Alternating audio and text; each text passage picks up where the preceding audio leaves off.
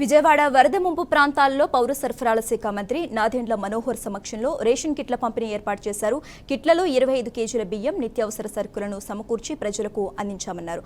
బాధితులకు ప్రభుత్వం నుండి అందవలసిన సహాయాన్ని చంద్రబాబు నాయుడు దగ్గరుండి చూసుకుంటున్నారని హామీ ఇచ్చారు. వరద బాధితులు ఏ ఒక్కరూ కూడా ఆకలితో అలమటించకూడదని మంత్రుల బృందానికి ఆయన ఆదేశాలు ఇచ్చారు.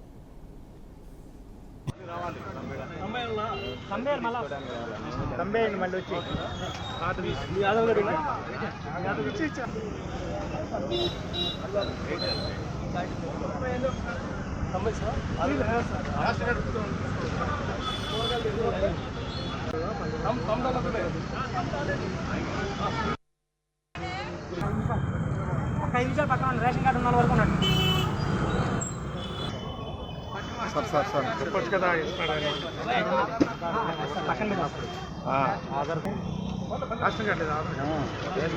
వాళ్ళ